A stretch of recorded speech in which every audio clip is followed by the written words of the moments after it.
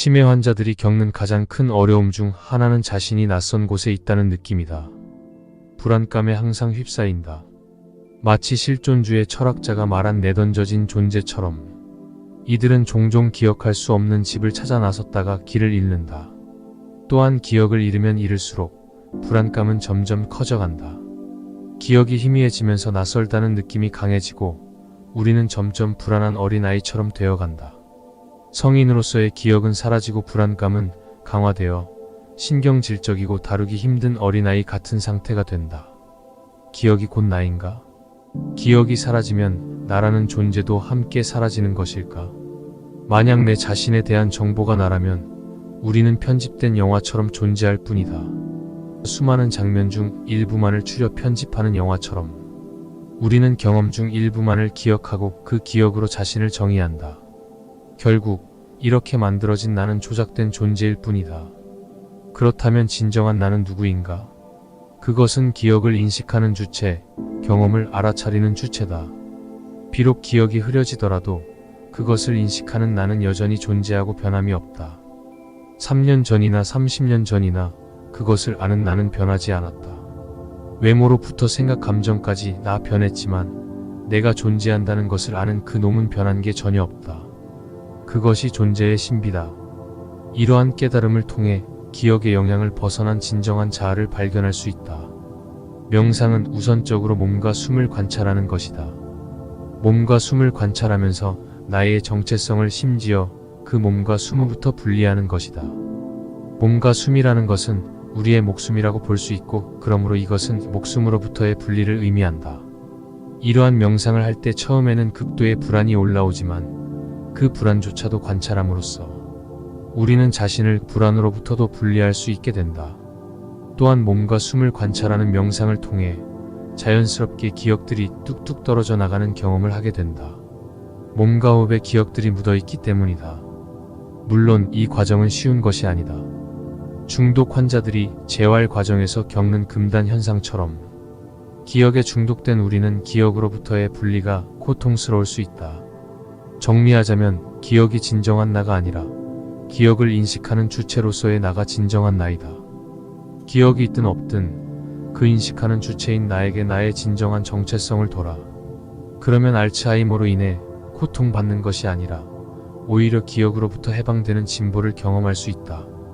우리가 겪는 많은 고통이 사실 기억에서 비롯된다. 누군가 나를 무시할 때 기분이 나쁜 이유는 내가 이러이러한 사람이라는 기억이 무시당했기 때문이다.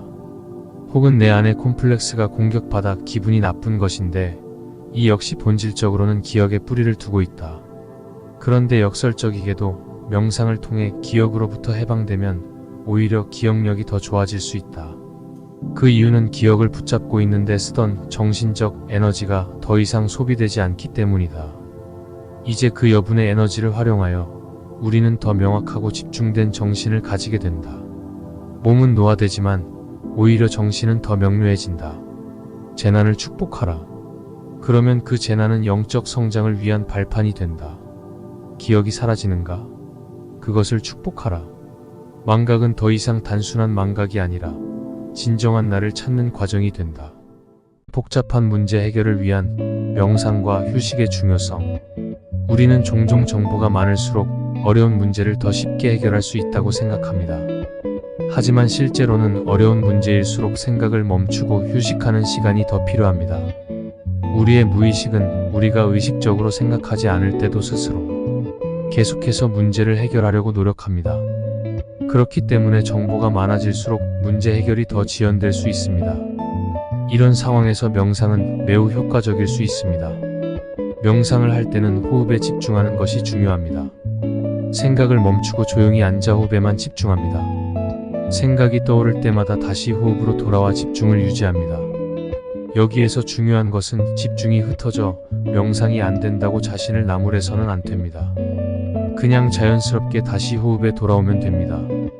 이렇게 30분 정도 명상하면 복잡했던 생각이 정리되어 있음을 느낄 수 있습니다. 그런데 정말 어려운 문제일수록 앉아서 명상하기가 더 어려울 수 있습니다. 이럴 때는 산책을 하면서 명상을 시도해 보세요. 걷는 동안 호흡과 걸음을 맞추는 걷기 명상을 해보는 것입니다.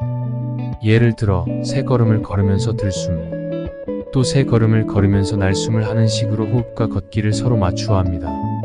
이 방법으로 2시간 정도 산책을 하면 아무리 어려운 문제라도 어느새 해결의 실마리가 보이기 시작할 것입니다. 이처럼 문제 해결에 있어서 정보의 양보다는 휴식과 명상이 더 큰 도움이 될 수 있습니다. 그림자와 죄성. 칼 융의 이론과 기독교적 관점의 통합.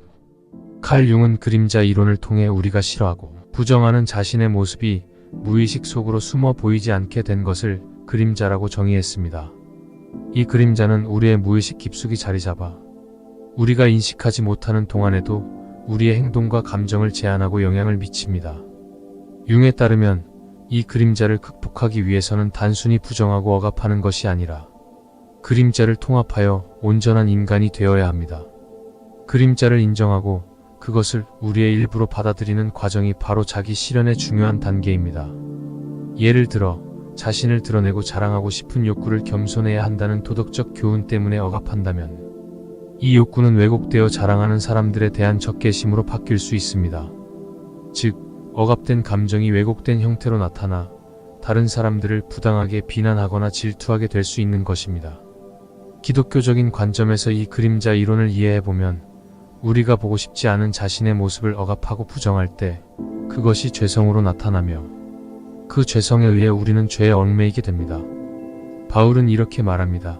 내 지체 속에서 한 다른 법이 내 마음의 법과 싸워 내 지체 속에 있는 죄의 법으로 나를 사로잡는 것을 보는도다. 로마서 7장 23절. 여기서 죄성은 우리가 고의로 외면하고 싶어하는 우리의 부정적인 측면을 의미합니다. 이러한 죄성은 우리가 억압하려고 하면 할수록 더욱 왜곡되어 우리의 내면에 깊이 자리 잡고 무의식적으로 우리의 삶을 지배하게 됩니다. 기독교에서 죄사함을 받는다는 것은 단순히 죄가 없어지는 것을 의미하지 않습니다. 죄사함은 우리 내면에 숨겨진 그림자, 즉 우리가 보고 싶지 않은 자신의 모습과 대면하고 그것을 적나라하게 드러내며 살피는 것을 포함합니다. 이 과정은 하나님 앞에서 자신의 모든 생각을 고백하고 스스로를 솔직하게 바라보는 것입니다. 우리가 우리의 죄성을 숨기지 않고 정면으로 마주함으로써 그 죄성의 이면에 있는 우리의 진정한 모습이 드러나고 그 모습을 받아들이게 됩니다. 이렇게 함으로써 왜곡된 그림자가 더 이상 우리를 억누르지 않게 되고 그 뒤에 있는 자신의 모습을 수용하는 것을 요구합니다. 예를 들어 자신 안에 도사리고 있는 자랑하고 싶은 욕망을 있다는 것을 깨닫고 이 욕망을 적절히 표현하게 되는 것을 이야기합니다. 이때 자랑하는 사람을 비판하는 것 또한 멈추게 됩니다.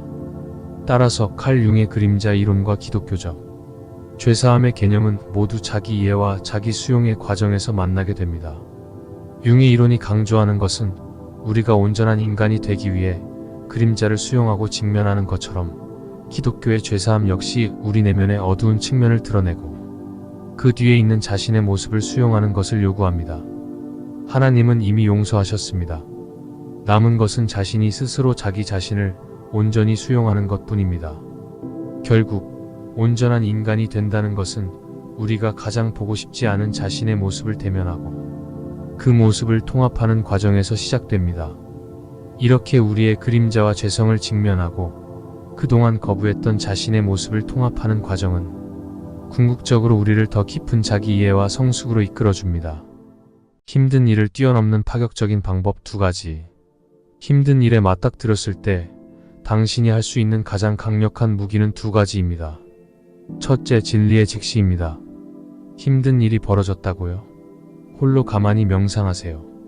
이미 지나간 일입니다. 현실은 오직 지금 홀로 명상하는 순간뿐입니다. 과거에 있었던 일은 이미 사라졌고 미래의 일은 아직 도래하지 않았습니다. 그럼 지금의 당신은 무엇을 두려워하나요? 현재에 집중하세요. 고통은 당신의 마음이 만들어낸 허상일 뿐입니다. 힘든 일의 이미지를 머릿속에서 지우지 못하고 괴로움에 빠진다면 심호흡을 하세요. 숨을 깊게 들이쉬고 내쉬면서 과거는 이미 끝났고 미래는 아직 오지 않았다는 사실에 집중하세요. 이 진리를 마음속 깊이 새기세요. 지금 바로 당신의 호흡과 함께. 둘째, 능동적인 대처 방안 찾기입니다. 마음이 안정되었나요? 그럼 이제 과거의 힘든 일을 다시 꺼내봅시다. 비슷한 상황이 다시 온다면 당신은 어떻게 대처할 수 있었을까요? 자신을 책망하거나 남을 탓하는 것은 아무 소용이 없습니다. 중요한 것은 당신 자신입니다. 다음번에는 어떤 선택을 하면 더 행복할 수 있을까요? 이 질문에 모든 정신적 에너지를 집중하세요. 문제는 남이 아니라 바로 당신입니다. 정리하자면 첫째는 진리를 계속해서 확인하는 것, 둘째는 실용적인 해결책을 찾는 것입니다.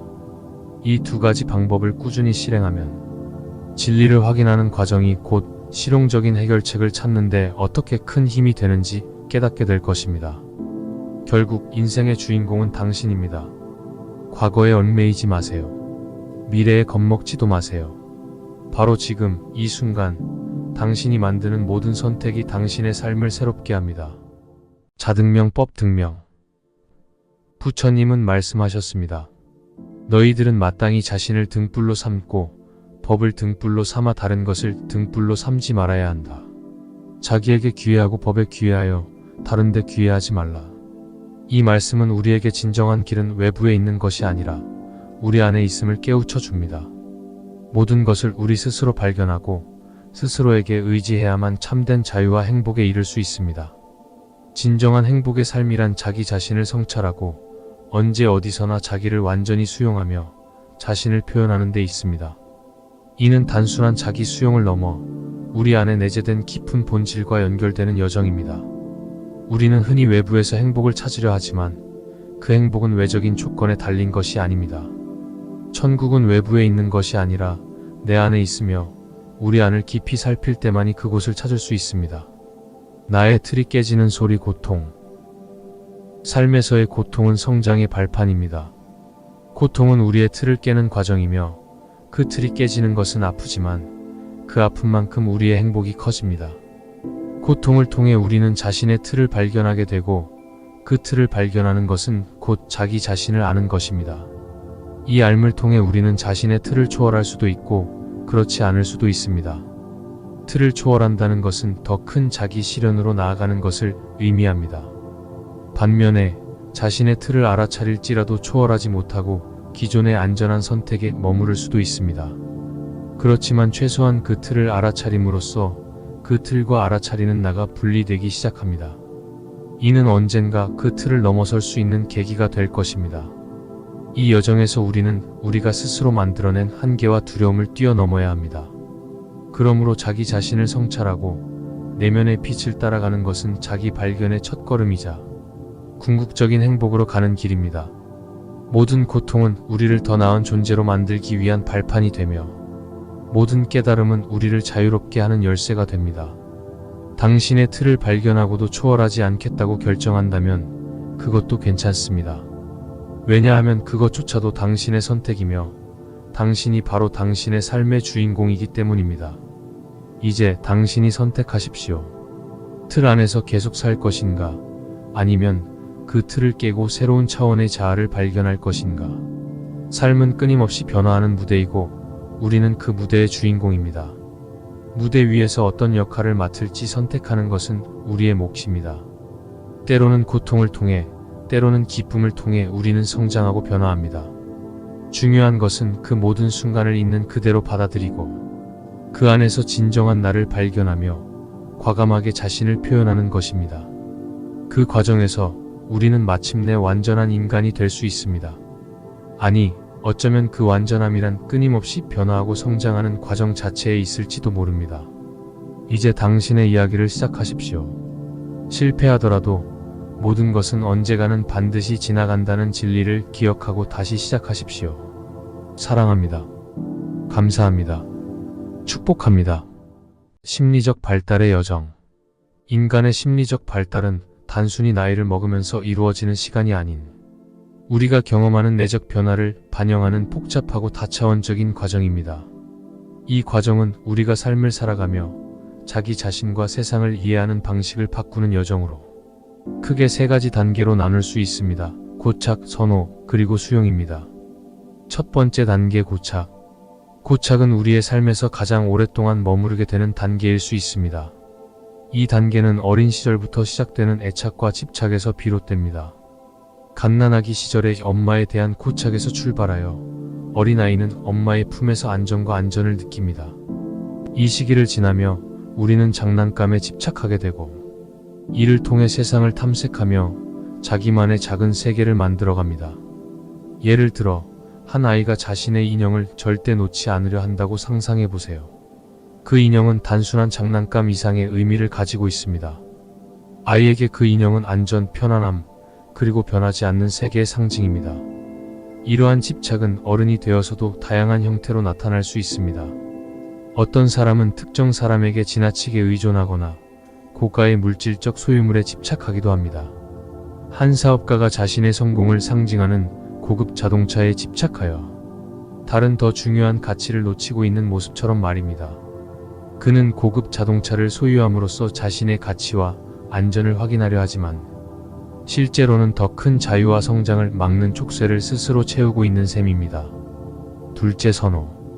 선호의 단계는 인간 발달의 두 번째 단계로 좀 더 복잡하고 미묘한 단계입니다. 이 단계에서 사람들은 자신의 취향과 의견이 명확해지기 시작합니다.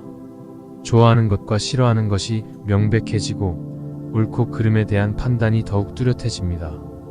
여기서 우리는 나와 너의 경계를 명확히 하고 자신과 타인이 분리된 개체임을 인식하게 됩니다. 그러나 이러한 인식은 동시에 내면의 갈등과 외로움을 불러일으킵니다. 한 예로, 대학생 시절 사람들은 종종 강한 신념과 이념을 가지고 자신을 정의하려 합니다. 예를 들어 한 학생이 사회 정의를 추구하는 운동에 깊이 몰두하고 그 과정에서 자신과 생각이 다른 사람들을 비판하게 됩니다. 그는 옳고 그름을 명확하게 구분하고 자신과 타인을 평가하며 자신의 신념을 방어하려는 데 많은 에너지를 소모합니다. 그러나 그가 발견하는 것은 이 과정이 종종 외로움과 단절감을 가져온다는 것입니다. 나와 다른 사람의 다름을 인정하는 것이 아니라 그 다름을 비판하고 배척하는 것에서 오는 외로움 말입니다. 셋째, 수용. 수용의 단계는 심리적 발달의 궁극적 목표라 할 수 있습니다. 이 단계에 도달한 사람들은 삶의 모든 경험을 있는 그대로 받아들이는 법을 배웁니다. 그들은 더 이상 삶의 사건들을 좋거나 나쁘다고 판단하지 않습니다. 대신 모든 것이 자신에게 주어진 경험임을 인식하고 그것을 수용하며 그로부터 배우고 성장합니다. 수용의 단계에 있는 사람은 자기 자신과 타인을 있는 그대로 받아들이며 내적 평화와 자유를 경험합니다. 예를 들어 한 예술가가 자신의 작품이 대중으로부터 큰 비판을 받았을 때 그 비판을 거부하거나 자신의 예술성을 방어하지 않고 그저 그 경험을 받아들여 자신을 더 깊이 이해하고 예술적 성장을 이루어가는 모습을 상상해 보세요. 그는 그 순간을 통해 더 큰 깨달음과 자유를 찾는 것입니다. 이 수용의 단계에서는 삶의 모든 것이 자신의 책임임을 깨닫고 동시에 모든 것이 무상하다는 것을 이해합니다. 모든 것이 지나가리라는 깊은 깨달음 속에서 그들은 어떤 일이 일어나도 그것을 기꺼이 받아들이며 그 경험을 통해 더 깊은 지혜와 깨달음을 얻습니다. 하지만 이 여정은 여기서 끝나지 않습니다. 모든 것이 지나가고 나서 수용의 단계에서도 그들이 도달하는 것은 단순한 평화가 아닙니다. 수용은 마침내 또 다른 종류의 욕망을 불러일으킵니다. 그것은 모든 것을 초월하는 그 무엇도 아닌 것처럼 보이는 갈망입니다.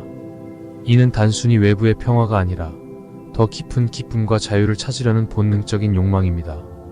한 수도자가 모든 것을 내려놓고도 여전히 더 깊은 깨달음을 추구하는 것과 같으며 한 번 모든 것을 경험한 후에도 그는 여전히 더 큰 경험을 위해 기꺼이 다시 시작할 준비가 되어 있습니다. 모든 것이 덧없이 지나간다는 것을 알면서도 그들은 다시 시작합니다. 그 과정에서 우리는 마침내 완전한 인간이 됩니다. 그러나 완전함이란 어쩌면 매 순간 불완전함을 받아들이는 것. 다시 말해, 우리는 완전함을 향한 끝없는 여정에서 비로소 완전해지는 것일지도 모릅니다. 사랑합니다. 축복합니다. 감사합니다. 덧없음이 우리 삶의 본질이라면 우리는 무엇을 위해 애쓰는가? 모든 것이 지나간다. 기쁨도 슬픔도 이 글조차도 사라질 것이다. 부질없는 몸짓과 소리에 집착하며 우리는 어리석게도 영원하지 않은 것을 붙들고 살아간다. 맛과 느낌에 취해 순간의 쾌락을 쫓지만 그 쾌락도 덧없이 지나갈 뿐이다. 숨을 들이쉬고 내쉴 때마다 우리는 더 깊이 들어가려 하지만 결국 닿는 것은 우리 인위적인 생각의 파편들일 뿐이다. 그 파편들을 없애려고 애쓰는 이 생각조차도 언젠가는 사라질 것이다. 우리는 가슴 속에서 들려오는 천상의 소리를 듣고자 하지만 그것도 결국은 우리 스스로 만든 허상임을 깨닫는다. 내면으로 돌아가도 남는 것은 한 조각의 생각뿐이고 그 생각조차 사라지면 남는 것은 의식의 피로함 뿐이다. 그리고 우리는 쉰다.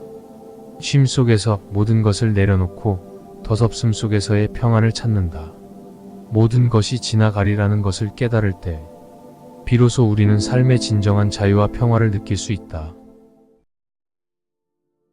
우리는 이미 구원을 받았고 하나님이 내 안에 있다는 것을 깨달았습니다. 그러므로 우리에게는 완벽한 자유가 있습니다. 우리 안에는 성령이 있으며 우리의 본질은 신성합니다. 우리는 완벽한 자유의 존재입니다. 그러나 각자가 이 세상에서 완벽하고 신성한 존재로서 얼마나 살아갈 수 있는지는 개인마다 다를 것입니다. 완전한 자유인으로 살아가십시오. 그러나 이 자유에 대한 깨달음의 정도가 어느 정도인지 살펴보고 자신을 속이지 말고 행동하시기 바랍니다. 자신을 속일 때 바로 자신은 위선자가 되어 바리새인과 같아집니다. 따라서 누구나 자유인으로 살아갈 수도 있지만 누구나 바리새인이 될 수도 있습니다. 사도 바울이 고린도전서 6장 12절에서 모든 것을 할 수 있다라고 하면서도 모든 것이 유익한 것은 아니다. 그러나 나는 어떤 것에도 지배받지 않을 것이다 라고 말한 것의 의무는 우리가 아무리 완전한 자유를 가지고 있다고 생각해도 이 세상에 사는 동안에는 여전히 세상의 법칙 아래에 있다는 뜻입니다. 만약 우리가 아무 생각 없이 세상의 법도를 넘는 행동을 한다면 그에 대한 세상의 법칙의 응보를 피할 수 없게 됩니다. 결국 그렇게 되면 우리는 세상의 질서에 의해 지배당하는 결과를 초래하게 됩니다. 그러나 어떤 사람들은 이러한 세상의 법칙의 결과를 경험하더라도 그것에 지배당하지 않고 오히려 그 고통을 자신의 영적 성장으로 승화시킬 수 있습니다. 이것이 바로 바울이 로마서 12장 3절에서 5절까지에서 말한 것처럼 각자의 믿음의 분량대로 생각하라고 한 이유입니다. 여기서 믿음의 분량이란 내면의 깨달음의 정도를 이야기합니다. 사람마다 깨달음의 정도는 다르기 때문에 세상에서 자유를 실천하는 방식도 그에 따라 달라집니다. 만약 누군가가 자신의 깨달음의 정도를 착각하고 세상에서 행동한다면 그는 단지 고통을 당하거나 자신의 행동을 합리화하려는 결과를 초래할 것입니다. 예수님은 측정 불가에 깊이 깨달은 분이셨습니다. 그래서 그 당시의 기준으로 보면 비도덕적으로 창녀와 세리의 친구가 될 수 있었고 유대교의 기준에서 보면 매우 파격적인 언행을 하셨으며 또한 로마 제국의 반역자로서 십자가에 못 박히는 것을 주저하지 않으셨습니다.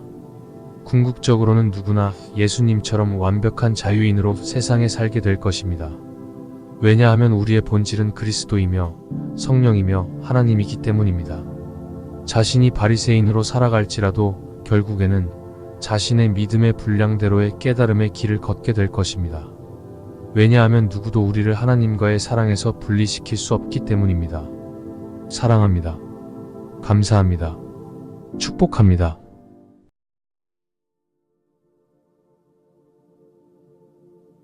고통과 치유의 본질에 대한 논의는 심리학의 깊은 영역으로 들어가는 문을 열어줍니다. 프로이드는 인간이 고통을 피하려는 본능이 결국 죽음에 대한 욕망으로 이어질 수 있다고 말하며 이러한 욕망이 인간 내면 깊숙이 자리 잡고 있다고 주장했습니다. 그러나 칼 융의 사상, 특히 그의 개성화 이론을 통해 이 주제를 더욱 깊이 이해할 수 있습니다. 칼 융은 개성화 과정을 인간의 심리적 성숙 과정으로 보았습니다. 이 과정의 핵심은 에고인 자아가 진정한 자기로 나아가는 여정이며 이를 위해 자신의 그림자를 맞닥뜨리는 것이 필요하다고 했습니다. 그림자는 우리의 의식이 받아들이기를 거부하는 모든 무의식적 측면을 의미합니다. 따라서 융의 이론에서 그림자를 맞닥뜨리는 것은 쉽지 않은 과정이며 많은 내면의 저항을 수반합니다. 프로이드의 이론에서 말하는 죽음에 대한 충동은 사실상 융의 개성화 과정의 시작점에서 나타나는 자신의 그림자의 발견과 연결될 수 있습니다. 죽음에 대한 충동은 단순히 생명에 대한 포기나 종말을 향한 본능적 욕구가 아니라 자기 자신의 그림자를 발견하려는 무의식적 충동일 수 있습니다. 이는 진정한 자아 셀프의 실현을 위한 깊은 내적 동기에서 비롯됩니다. 프로이드가 발견한 죽음 충동은 사실 그림자와의 만남을 통해 자기 자신을 완전히 이해하고자 하는 무의식적인 시도일 수 있습니다. 그림자를 극복하는 것은 그림자를 물리치는 것이 아닙니다. 오히려 그것을 수용하고 이해하는 과정입니다. 융은 그림자를 억압하거나 물리치려 할 때 그것이 왜곡된 형태로 나타나 우리의 삶에 부정적인 영향을 미칠 수 있다고 주장했습니다. 반대로 그림자를 수용하면 그것은 고유한 역할을 수행하며 우리가 진정한 자기 셀프를 발견하고 살아가는 데 중요한 역할을 합니다. 구체적인 예를 들자면 어느 날 갑자기 설명할 수 없는 분노를 느끼는 사람이 있다고 해봅시다. 이 사람은 평소에 자신의 감정을 억누르는 성격이었고 특히 분노 같은 부정적인 감정은 절대 표현하지 않으려 노력했습니다. 이런 감정은 그 사람의 그림자에 속하며 오랫동안 억압되어 무의식 속에 자리 잡고 있었습니다. 그러던 어느 날 이 분노가 폭발하여 뜻하지 않게 타인에게 상처를 주게 되었습니다. 이 사건을 통해 그 사람은 자신의 내면에 존재하는 억눌린 감정을 마주하게 됩니다. 이때 중요한 것은 이 분노를 단순히 억제하거나 없애려 하지 않고 왜 이런 감정이 생겼는지 탐구하고 자신의 일부로 수용하는 것입니다. 이 과정에서 분노가 잦아들기 시작하고 이를 통해 분노를 적절하게 표현할 수 있게 됩니다. 이것이 바로 자신의 그림자를 수용하는 과정입니다. 이처럼 그림자를 수용하고 이해할 때 더 깊은 자아의 통합과 이해에 도달할 수 있습니다. 이처럼 칼 융의 자기 실현 셀프-1 러제이션이란 인간이 도덕적으로 완전하게 성숙되는 모습을 의미하는 것이 아니라 자기 발견과 수용, 그리고 이를 통해 더 깊은 자아와의 통합을 이야기합니다. 죽음에 대한 충동이 단순히 삶을 끝내고자 하는 것이 아니라 더 진정한 자기 발견과 실현을 위한 내적 갈망인 것처럼 그림자와의 만남도 우리가 더 깊은 자기 이해와 치유로 나아가는 중요한 과정임을 시사합니다. 따라서 융의 개성화 이론은 프로이드의 죽음, 충동 개념을 넘어 인간의 내면에서 일어나는 깊은 심리적 변형의 과정을 설명합니다. 이 과정은 단순한 본능적 충동을 넘어 자아를 초월하여 전체적이고 통합된 자기를 향해 나아가는 길입니다. 그림자를 수용하는 것은 곧 자신의 모든 측면을 통합하는 것이며 이는 진정한 치유와 자기 실현의 열쇠가 됩니다. 오늘날 빠르게 변화하는 세상에서 그 어느 때보다 많은 사람들이 삶의 도전을 극복하기 위해 치료를 찾고 있습니다. 그러나 전통적인 서구 상담 심리 치료가 항상 우리의 고통의 근본 원인을 해결하지 못할 때가 많다는 인식이 커지고 있습니다. 그 근본적인 한계 중 하나는 자아를 강화하는 데 중점을 두고 있다는 점입니다. 자아를 강화하는 것이 감정적 상처를 극복하기 위한 견고한 전략처럼 보일 수 있지만 이 접근법은 종종 역효과를 냅니다. 왜냐하면 자아가 강해질수록 더 경직되고 방어적이 되기 때문입니다. 이는 결국 인생의 불가피한 고난, 즉 실존적 두려움이나 심각한 상실, 죽음의 현실과 같은 것들에 의해 쉽게 무너질 수 있는 장벽을 쌓는 결과를 초래합니다. 폭풍을 막기 위해 성을 쌓으려 하지만 그 성 자체가 쓸려나갈 수 있다는 사실을 깨닫는 것과 같은 상황입니다. 우리를 보호하기 위해 쌓아올린 방어막, 즉 우리의 자아, 우리의 자기 이미지는 우리의 기대에 부합하지 않는 삶의 모습에 의해 고통의 원천이 됩니다. 우리 정체성의 기반이 도전받을 때 모든 것이 무너질 수 있습니다. 이러한 이유로 많은 현대 심리치료사들은 전통적인 치료가 남긴 공백을 채우기 위해 고대 불교 전통에 뿌리를 둔 마인드풀니스를 도입하고 있습니다. 마인드풀니스는 자아를 강화하는 것을 목표로 하지 않습니다. 대신 자신의 생각, 감정, 그리고 감각을 판단하지 않고 호기심 어린 시선으로 관찰하도록 권장합니다. 마치 방어자가 아니라 관찰자가 되는 것과 같습니다. 예를 들어 사회 불안을 겪는 사람을 생각해 봅시다. 전통적인 상담 치료는 내담자의 심리 탐구를 통해 불안의 원인을 분석하여 궁극적으로 자존감을 높이는 데 중점을 둘 수 있습니다. 이러한 방법들은 사람에게 자신이 자신감 있고 유능하다고 믿게 만들기 위해 고안된 전략입니다. 이러한 방법들은 단기적으로는 안도감을 줄 수 있지만 종종 사람의 가치가 외부의 인정이나 사회적 상황에서 잘 수행할 수 있는 능력에 달려있다는 개념을 강화합니다. 불안이란 정복해야 할 적으로 여겨지며 그와의 대결은 매 순간 더 벅찬 것이 됩니다. 그러나 마인드풀리스 기반 치료는 다른 접근 방식을 취합니다. 불안을 분석하여 나쁜 것이나 고쳐야 할 것으로 규정하는 대신 불편한 감정을 있는 그대로 앉아서 분석 판단하지 않고 관찰하도록 가르칩니다.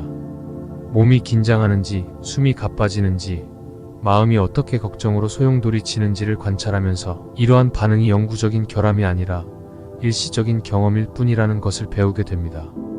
이러한 초연한 관찰의 연습을 통해 불안은 그 사람을 정의하는 것이 아니라 단지 그들의 의식의 바다에 떠오르는 한순간의 파도일 뿐이라는 것을 점차 이해하게 됩니다.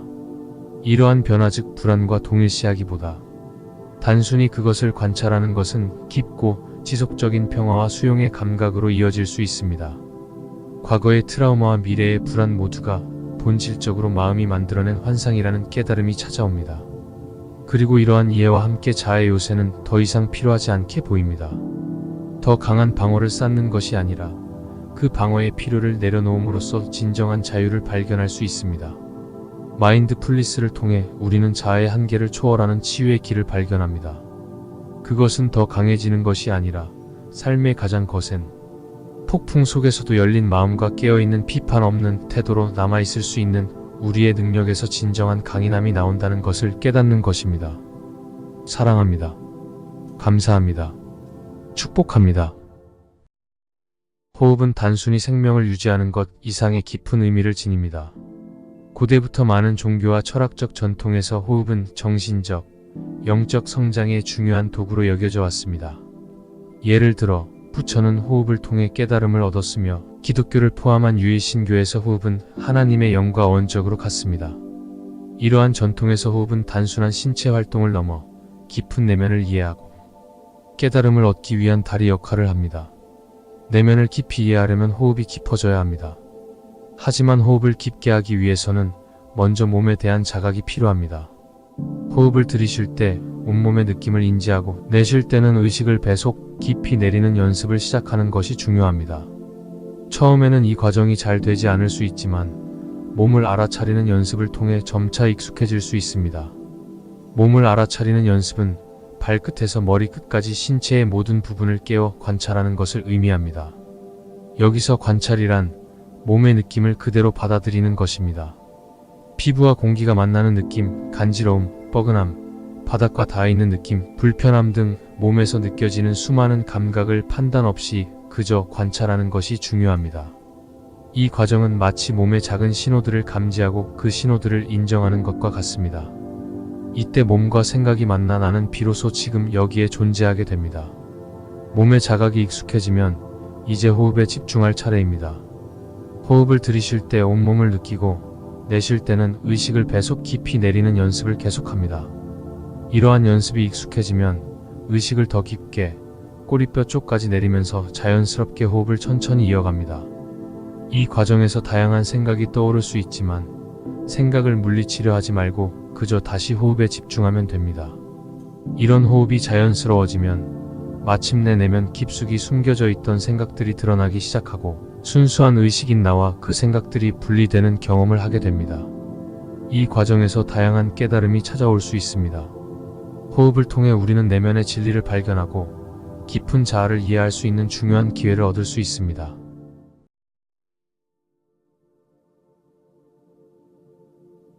자신감이 없다고 느끼십니까? 그럴 때는 자신감에 대한 생각을 뒤로하고 그저 그 느낌 자체에만 집중해보세요. 예를 들어 중요한 발표를 앞두고 자신감이 부족하다고 느낄 때 가슴이 두근거리거나 손이 떨리는 신체적 반응을 느낄 수 있습니다. 이때 내가 왜 이렇게 두려워하지? 라는 생각에 빠지기보다는 그저 가슴의 두근거림이나 손의 떨림 같은 감각에 집중해보세요. 그 느낌을 알아차리고 있는 나는 누구일까요? 바로 그 나는 자신감이 없다는 생각을 넘어선 존재입니다. 자신감이란 상대적인 것입니다. 평소 자신감이 부족하다고 느끼는 사람도 특정 상황에서는 자신감 있게 행동할 수 있습니다. 반대로 자신감이 넘치는 사람도 새로운 환경에서는 자신감을 잃을 수 있습니다. 상황에 따라 같은 사람도 때로는 자신감이 넘치고 때로는 그렇지 않을 수 있습니다. 중요한 것은 이러한 감정을 알아차리는 나는 그 감정을 초월한 존재라는 점입니다. 이 나는 자신감이나 두려움에 휘둘리지 않고 그 감정을 적시적소해서 사용할 수 있습니다. 자신감은 어려운 도전 앞에서 필요한 것이고 두려움은 위험을 피하기 위해 필요한 감정입니다. 그러나 자신감에 휘둘린다는 것은 오만해지는 것을 의미하며 오만의 끝은 결국 망신으로 이어질 수 있습니다. 그러므로 자신감을 적절하게 활용하고 두려움도 필요한 때에 잘 활용할 수 있어야 합니다. 설령 일시적으로 감정에 휘둘린다 하더라도 그것은 성장의 과정일 뿐입니다. 이를 통해 우리는 자신을 더 잘 이해하고 앞으로의 도전에 더 잘 대비할 수 있습니다. 이 과정을 통해 우리는 자신감이나 두려움에 휘둘리지 않고 더 큰 내면의 평화와 균형을 경험할 수 있습니다. 사랑합니다. 감사합니다. 축복합니다. 모든 감정은 근본적으로 두 가지, 즉 두려움과 사랑으로 나눌 수 있습니다. 그 외의 모든 감정은 이 두 감정에서 파생된 것입니다. 그러나 문제는 우리가 많은 경우에 있어서 사랑보다는 두려움에 이끌려 고통을 겪는다는 점입니다. 두려움이 우리의 주된 감정이 되면서 우리는 불안과 고통 속에 머물게 됩니다. 따라서 사랑이 우리의 삶을 지배하는 주된 감정이 되기 위해서는 먼저 두려움을 잘 다루는 법을 배워야 합니다. 두려움을 극복하는 방법 중 하나는 그 두려움을 직접 마주하고 관찰하는 것입니다. 예를 들어 두려운 상황에 처했을 때 우리는 두려움에 대한 생각과 그에 따른 감정을 동시에 경험하게 됩니다. 이때 두려움을 피하려는 감정과 더불어 많은 생각들이 뒤따르게 되며 이 모든 것이 우리를 더욱 혼란스럽게 만듭니다. 이러한 상황에서 두려움을 극복하는 효과적인 방법은 두려움이 일어날 때 그 두려운 감정 자체에 집중하는 것입니다. 두려움을 유발하는 생각에 사로잡히기보다는 몸속에서 두려움이 어디서 느껴지는지 세밀하게 관찰하는 것이 중요합니다. 예를 들어 깊은 숨을 내쉴 때 가슴이나 배에서 두려움이 느껴진다면 그 부위를 주의 깊게 관찰하면서 감정과 함께 머무는 것입니다. 이 과정을 반복하면서 두려움의 감정과 관련된 생각이 점차 분리되고 두려움 자체가 증폭되지 않으며 결국에는 사라지게 됩니다. 물론 두려움이 다시 올라올 때도 있을 것입니다. 하지만 이럴 때마다 동일한 방법으로 감정을 관찰하면 점점 더 쉽게 두려움을 다룰 수 있게 됩니다. 이렇게 두려움을 다루는 능력을 키워가면 두려움이 우리의 주된 감정이 아닌 사랑이 우리의 삶을 지배하는 감정이 될 수 있습니다. 복잡했던 생각들이 명확해지고 두려움의 영향력이 줄어들면서 우리는 더 깊은 사랑과 평화를 경험하게 될 것입니다. 사랑합니다. 감사합니다. 축복합니다. 우리가 알고 있는 나는 사실 단지 생각의 결과물일 뿐입니다. 예를 들어 어린 시절의 기억을 떠올려 보세요. 그때의 나와 지금의 나는 동일한 인물처럼 느껴지지만 그 시절의 경험은 이미 지나가 버렸고 그 순간의 나는 더 이상 존재하지 않습니다. 그 기억은 지금의 생각 속에서만 살아있을 뿐입니다. 이렇게 생각의 본질은 과거의 경험에서 비롯됩니다. 우리는 과거의 경험을 통해 현재의 자신을 정의하고 그 경험이 나라고 믿으며 살아갑니다. 하지만 그 과거는 이미 지나가고 없습니다. 과거는 더 이상 존재하지 않기에 그 경험을 바탕으로 형성된 나 역시 실체가 없는 환상일 뿐입니다. 마치 오래된 사진을 들여다보는 것과 같습니다. 사진 속의 그 사람은 분명 나이지만 지금의 나와는 전혀 다른 시간 속에 존재하는 또 다른 나일 뿐입니다. 그 사진이 지금의 나를 정의할 수 없듯이 우리의 생각 속에서 형성된 나 역시 진정한 나라고 할 수 없습니다. 결국 우리가 흔히 생각하는 나란 실체가 없는 환상에 불과합니다. 진정한 나는 이 순간에 존재하며 과거의 기억이나 미래의 기대 속에 묶여있는 것이 아닙니다. 지금 이 순간 있는 그대로의 자신을 받아들이고 그 순간에 충실히 머물 때 비로소 우리는 진정한 나를 만날 수 있습니다. 이 깨달음은 과거에 집착하지 않고 미래를 두려워하지 않으며 현재의 순간에 온전히 머물게 해줍니다. 삶에서 우리는 종종 자신을 이해받지 못하고 있다고 느끼며 타인의 인정과 위로를 갈구합니다. 억울한 일들을 남에게 털어놓고 잠시 안도감을 얻기도 하지만 마음 한구석에 여전히 채워지지 않는 허전함이 남습니다. 그 누구도 나를 완벽하게 이해하지 못하는 듯한 답답함 속에서 우리는 깨닫습니다. 진정으로 나를 수용하고 온전히 이해할 수 있는 사람은 다름 아닌 나 자신이라는 사실을 말입니다. 나를 온전히 받아들일 수 있는 유일한 존재는 바로 나 자신입니다. 또한 우리는 늘 과거의 후회와 미래의 불안 속에서 살아갑니다. 어제는 이미 지나갔고 내일은 아직 오지 않았음에도 불구하고 존재하지 않는 시간에 대한 두려움과 걱정에 사로잡혀 있습니다. 그러나 진정한 삶은 지금 이 순간에만 존재합니다. 과거도 미래도 아닌 현재에 머물며 삶을 살아가는 것이 진정한 평안의 길입니다. 지금 이 순간을 있는 그대로 받아들이고 허상에 불과한 두려움에서 벗어나야 합니다. 결국 진정한 자유와 평온은 외부에서 오는 것이 아니라 나 자신을 온전히 수용하고 현재를 살아가는 것에서 비롯됩니다. 삶은 끊임없는 걱정과 두려움 속에서 헤매는 것이 아니라 지금 여기에서 나를 온전히 받아들이고 순간순간을 있는 그대로 받아들이는 데 있습니다. 이것이야말로 진정한 자유와 평화로 나아가는 길입니다. 예수가 거듭나야 하나님 나라를 볼 수 있다 할 때 니고데모는 다시 자궁으로로 들어가야 합니까? 라는 말을 합니다. 이 예수의 말씀을 생물학적 이야기로 받아들이니 니고데모는 이렇게 이야기할 수밖에 없었던 것입니다. 이 예수의 거듭남이라는 것은 사도 바울이 말한 옛자아의 죽음과 새자아의 탄생과 연결되고 동양에서 말하는 정신적인 대각성으로서 이 거듭남을 해석할 수 있습니다. 과거의 세력으로부터 해방된 참나의 탄생, 이 탄생을 위해서는 거듭남이 필요하고 이를 위해서 내가 이제껏 알고 있는 모든 나의 죽음이 필요하다는 것입니다. 이 죽어야 할 나는 과거의 경험과 기억로부터 만들어진 나를 말하는데 기독교인들에게는 이것이 가장 이해하기 어려운 말일 것입니다. 왜냐하면 어떻게 실제적으로 이 과거로부터 만들어진 나를 죽게 할 수 있는가라는 문제가 나오기 때문입니다. 물론 바울은 그리스도의 은혜로 나의 죽음이 완성됐다고 이야기하지만 여전히 실생활에서는 과거로부터 만들어진 무수한 정체성을 가지고 살아가고 있고 이 정체성 때문에 고통받고 있기 때문입니다. 그러나 이 문제에 대한 대답이 가장 쉬울 수 있습니다. 왜냐하면 이 죽어야 할 나의 본질은 과거이고 이미 과거는 지금 없기 때문에 즉 죽어야 할 나가 사실상 없습니다. 그저 이 사실을 지금 알아차리기만 하면 됩니다. 그러나 보통 인간은 이 사실을 알아차리지 못하고 이 허상인 나와 과거에 매달려 있으니 일상에서 결코 진정한 의미의 영적인 죽음이 일어나지 않습니다. 비록 여러가지 종교의식으로 죽음이 일어났던 것처럼 보이더라도 바울이 이야기한 내가 성취했다는 자기의를 강화시키는 일시적인 죽음의 경험에 지나지 않기 때문입니다. 그러므로 예수나 바울이 의미하는 십자가의 죽음에 대한 체험이라는 것은 단순한 종교적 경험이 아니라 어떠한 경험도 뛰어넘는 심오한 깨달음이며 경험과 인식을 뛰어넘는 시공을 초월하는 과정입니다. 왜냐하면 경험과 인식으로 나의 정체성이 이루어지고 이것은 시간과 공간 안에서 형성되기 때문입니다. 여기서 마지막 질문이 나옵니다. 이 허상인 나를 알아차리는 혹은 깨닫는 나는 누구인가? 라는 질문입니다. 이 질문이 우리를 깊은 영성으로 인도할 것입니다. 하나님은 누구이신가? 하나님이 바다라면 인간은 그 바다의 작은 물방울과 같습니다. 바다와 물방울의 본질이 동일하듯 인간의 본질 또한 하나님과 다르지 않습니다. 이 본질이 바로 참나입니다. 예수님께서는 말씀하시기를 나를 믿는 자는 죽어도 살겠고 살아서 믿는 자는 영원히 살리라고 하셨습니다.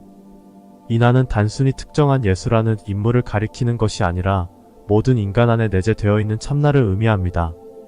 이 참나는 태어난 적도 없으며 죽지도 않으며 항상 존재해 왔습니다. 또한 이는 혈통으로나 육정으로나 사람의 뜻으로 나지 아니하고 오직 하나님께로부터 난 자들이니라는 요한복음의 말씀처럼 참나는 하나님의 본질에서 비롯된 존재입니다. 거듭남이라는 것은 바로 이 참나가 어떻게 발견될 수 있는지를 의미합니다. 이것은 다름이 아닌 우리의 옛 자아, 즉 과거에 집착하는 자아의 죽음에 대한 깨달음을 이야기합니다. 과거는 이미 지나가 존재하지 않기 때문에 옛 자아의 죽음이라는 것은 이러한 존재하지 않는 나에 대한 깊은 깨달음입니다. 그러므로 거짓된 자아의 죽음은 우리를 과거라는 환상에서 해방시켜 지금 이 순간을 사는 참된 자아를 깨닫게 합니다. 지금 이 순간만이 존재하며 바로 지금 여기에서 참나가 드러납니다. 그리고 이 참나는 다름 아닌 하나님 그 자체입니다. 예수님께서 말씀하신 거듭남은 우리를 과거의 집착에서 벗어나 지금 이 순간에 존재하는 참된 자아의 발견을 이야기하고 있습니다. 또한 이 참된 자아는 바로 바울이 이야기한 그리스도와 함께 죽고 산다는 그리스도와 연합된 자아를 가리킵니다. 결국 천국은 미래에 있는 것이 아닙니다. 천국은 바로 지금 이 순간에 존재합니다. 여기 이 순간에서 우리는 하나님의 본질을 깨닫고 그분과 하나된 참된 자아로 살아갈 수 있습니다.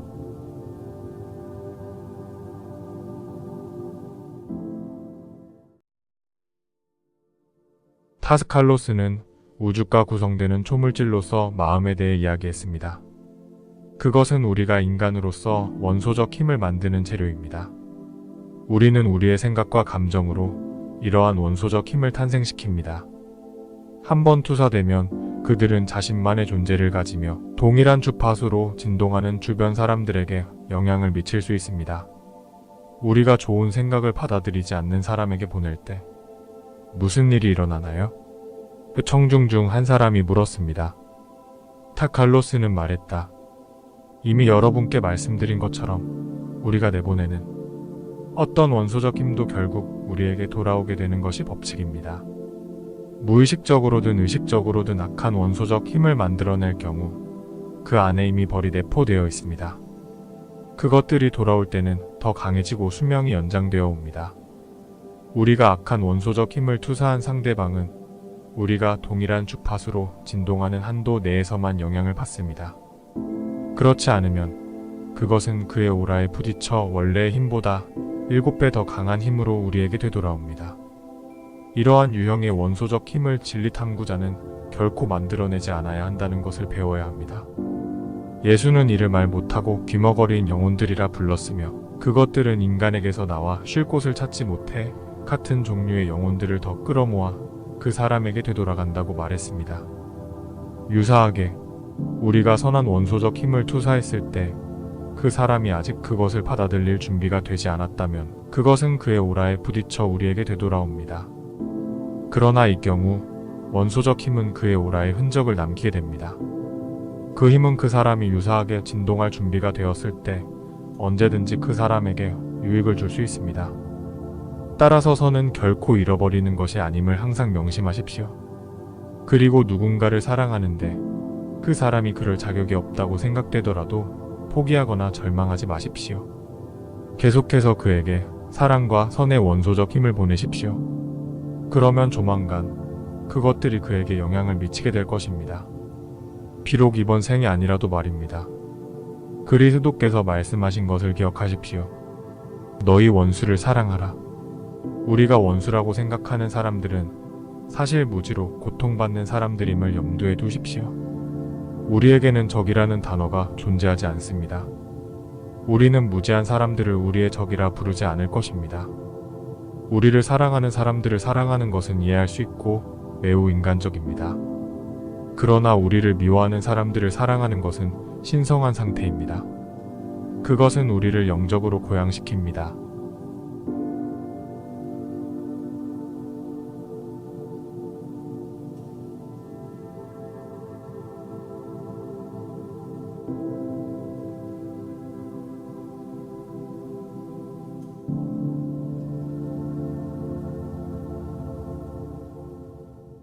불교에서는 수많은 연기 속에서 나라고 할 것이 무궁무진하게 변화하고 변하지 않는 나라는 것은 찾아볼 수 없다고 합니다. 이것을 무아라고 합니다. 그러나 변하는 나가 변한다는 것을 알려면 이것을 아는 변하지 않는 나의 존재가 선행됩니다. 예를 들어 우리가 강물의 흐름을 관찰할 때 흐르는 물을 볼 수 있는 것은 변하지 않는 강의 형태가 있기 때문입니다. 마찬가지로 나가 변화한다는 것을 안다는 것은 그 변화를 아는 관찰자로서의 나가 존재해야 합니다. 그렇지 않다면 변화 자체를 인식할 수 없을 것입니다. 또한 생각을 멈추는 순간이 있다고 가정해 봅시다. 그 순간 우리는 생각이 멈췄다는 것을 알아차립니다. 이 알아차림을 하는 나가 존재하는데 이 나와 생각이 과연 분리될 수 있을까요? 불교에서는 공즉시색, 색즉시공이라는 가르침을 통해 공엠프티너스과 색폼이 분리되지 않는다고 설명합니다. 이는 존재와 비존재, 본질과 현상이 분리될 수 없음을 뜻합니다.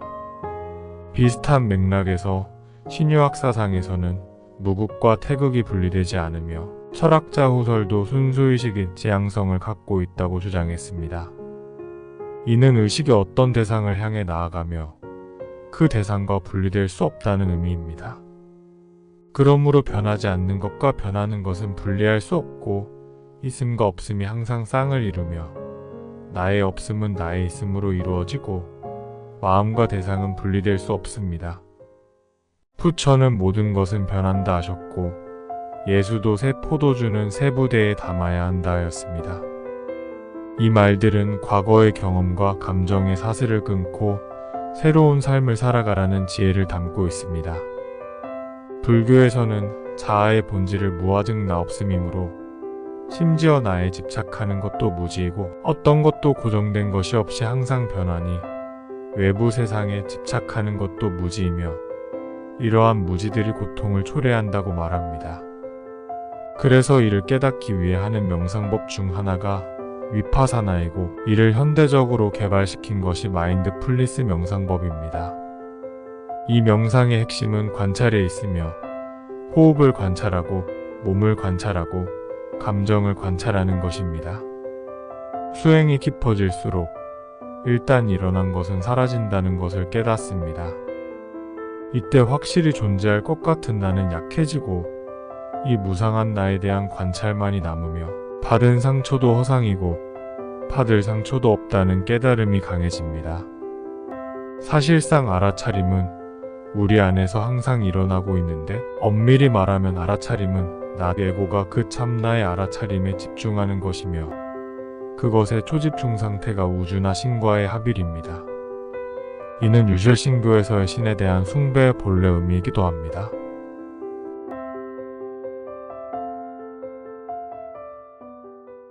매일 우리는 새롭게 태어나고 창조합니다. 우리는 예수님의 말씀에서 깊은 진리를 발견합니다. 예수님께서 요한복음 10장에서 너희 율법에 기록한 바 내가 너희를 신이라 하였노라 하지 아니하였느냐. 성경은 패하지 못하나니 하나님의 말씀을 받은 사람들을 신이라 하셨거든이라고 말씀하셨습니다. 이 말씀을 통해 예수님은 우리의 본래 모습이 신성에 닿아 있음을 알려주셨습니다. 이는 곧 우리 모두가 신의 일부이며 우리 안에 신성한 영이 거한다는 것입니다. 신의 본질은 무엇일까요? 창조입니다. 구원입니다. 거듭남입니다. 새로운 탄생입니다. 사랑만이 창조하고 사랑이 곧 구원입니다. 그래서 우리는 매일 새로운 존재로 태어나며 매일 새로운 창조를 이루게 됩니다. 바울도 고린도전서 3장 16절에서 너희가 하나님의 성전인 것과 하나님의 성령이 너희 안에 거하시는 것을 알지 못하느냐라고 말했습니다. 우리의 육체가 하나님의 성전이라면 우리 안에 거하시는 성령은 우리의 신성을 깨우는 영입니다. 우리의 외부 세계는 끊임없이 변합니다. 우리의 몸도 감정도 생각도 변합니다. 그러나 우리의 존재, 그 깊은 느낌, 우리 안에 있는 그 무엇은 변하지 않습니다.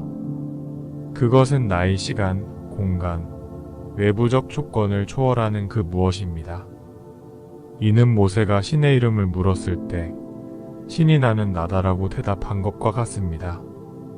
이는 곧 우리가 본래 누구인지 우리의 근원적 존재를 깨닫는 것입니다. 여기서 우리는 사이비 교주의 위험성에 대해 경고하지 않을 수 없습니다. 사이비 교주들은 자신만이 신이라고 주장하며 자신에게만 충성을 요구합니다. 이는 예수님의 가르침과는 완전히 다릅니다. 예수님은 우리 모두가 신의 일부임을 가르치셨습니다. 사이비 교주들은 자신만을 높이며 다른 이들의 영적 성장을 가로막고 그들을 억압합니다.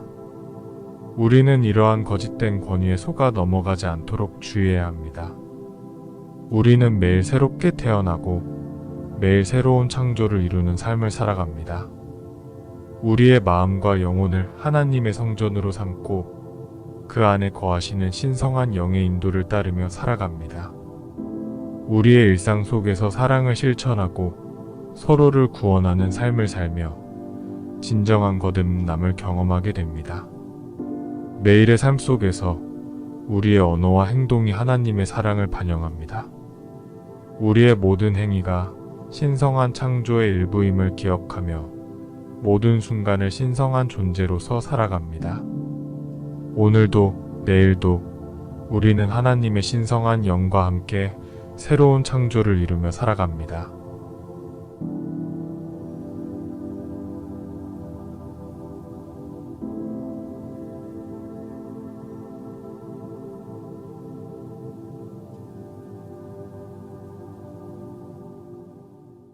관계성과 참나 발견.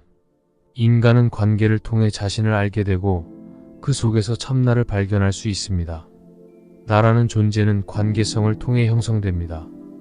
우리가 누구인지, 어떤 사람인지에 대한 이해는 모두 우리가 다른 사람들과 맺는 관계에서 비롯됩니다.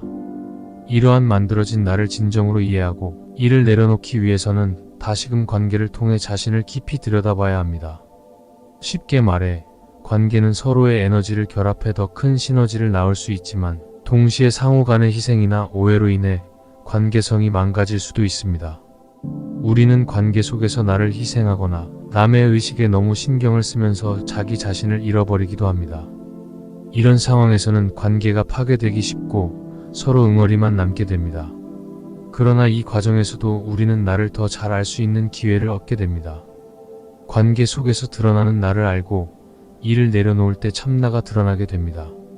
모든 관계는 우리를 더 진정한 자아로 이끌기 위한 과정입니다. 관계에서의 실패란 없습니다. 모든 경험은 진정한 나를 알기 위한 사건일 뿐입니다. 그러므로 관계에서 나와 너가 따로 있는 것이 아니라 나만이 존재합니다. 관계를 통해 우리는 나를 알게 되고 그 나를 내려놓음으로써 참나에 도달할 수 있습니다. 이후로는 관계성 자체가 참나의 발현이며 우리는 이러한 발현된 결과물에 집착하지 않게 됩니다. 관계 속에서 진정한 나를 발견하고 이를 통해 참나를 드러내는 것이야말로 궁극적인 자기 실현의 과정이라고 할 수 있습니다. 사회성과 관계성의 결핍 또는 그로 인한 어려움도 결국은 참나를 발견하기 위한 하나의 여정일 뿐입니다. 관계를 축복하고 그 속에서 참나를 발견하는 과정을 겪어야만 우리는 진정으로 자유로워질 수 있습니다. 따라서 참나는 우리가 겉으로 보여주는 이미지나 사회적 역할을 넘어서 내면 깊숙이 존재하는 진정한 자아입니다. 이를 깨닫기 위해서는 마치 자신의 삶을 재정비하듯 내면을 깊이 성찰하고 거짓된 자아를 내려놓아야 합니다. 이 과정을 통해 우리는 진흙 속에서 빛나는 다이아몬드처럼 진정한 자아를 만나게 됩니다.